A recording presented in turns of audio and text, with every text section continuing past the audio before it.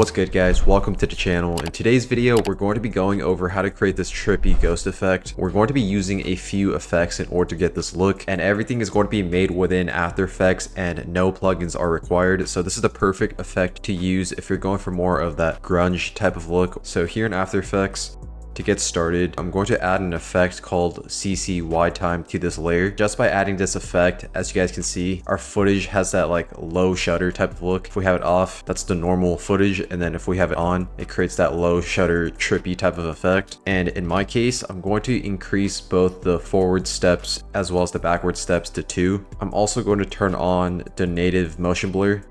By doing that, you guys can see that our effect has that low shutter type of look, and you can always increase the forward and the backward steps, especially if you want this effect to look more intense. But in my case, I'm just going to keep it at 2 and 2. The next thing we're going to do is create a new adjustment layer. The first effect we're going to add is a glow. Increase the glow intensity to 1.5, and we're just going to keep all the other settings as it is. And then for the next effect, we're going to add a tint. For the colors, I'm just going to keep it at black and white because that's how I want this effect to look. We're going to then add a vignette. With this effect, it just adds more emphasis to the middle of our footage. Increase the amount to 150 and then increase the angle of view to 60, and that just makes the edges of our footage appear a little darker. For the next effect, we're going to add a curves, and with this curves effect, keep in mind that the top part is the highlights and then the bottom part is the shadows. We're going to be increasing the midtones, so if you just click a point right at the middle and just drag it up, as you guys can see, the values of our footage pop out a little more, because when we have it off,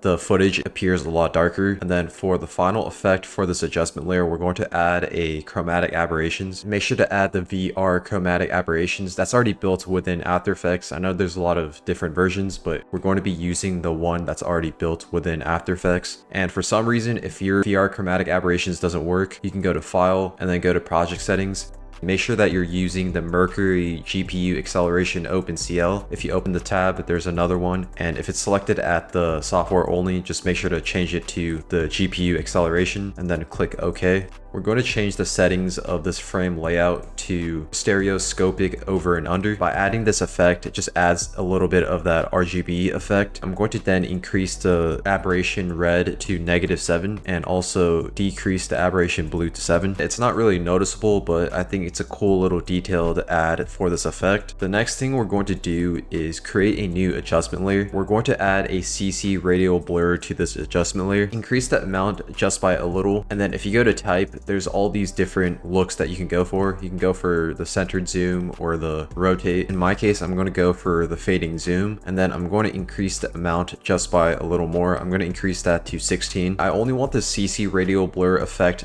to affect the outer part of this footage. So what we're going to do is grab the rectangle tool, and if you want to switch the shapes, you can hold the Alt button on your keyboard, left click, and then go to the ellipse tool because I want this mask to be circular. So make sure to have your adjustment layer selected and then hold the shift button, left click, drag your mouse so that you can create a perfect circle. And then we're going to move that mask so that it's like right at the center. Just turn on the proportional grid and then have it like right at the center. Or you can just go to the align tab and just click the align horizontally as well as the align vertically so that we have the circle right at the center. Go to the mask option and then change this to subtract, because like I mentioned before, we only want the outer part of this footage to be affected. And then if you click that adjustment layer, click M twice in order to open up the settings. I'm going to then increase the feather to like 350 just so that it creates softer edges for this effect. Now, as you guys can see, if we have that off, it doesn't have that blurry look that we're going for. And then if we have it on, it just makes the effect look more trippy. Next thing we're going to do is create flash effects using a solid layer. So let's create a new solid layer. Make sure the color is white. For this layer, we're going to grab the rectangle tool. So hold the Alt button and then make sure to click the rectangle tool. Mask out a part of this layer. I'll mask it out like that. We're going to then add a fast box blur. And the reason why I'm adding this effect is because I want this flash effect to actually blend in with our footage. Increase the blur radius to 30. Then we're going to change the blending mode of this layer. Go to toggle switches and modes, and then make sure to change the mode to soft light.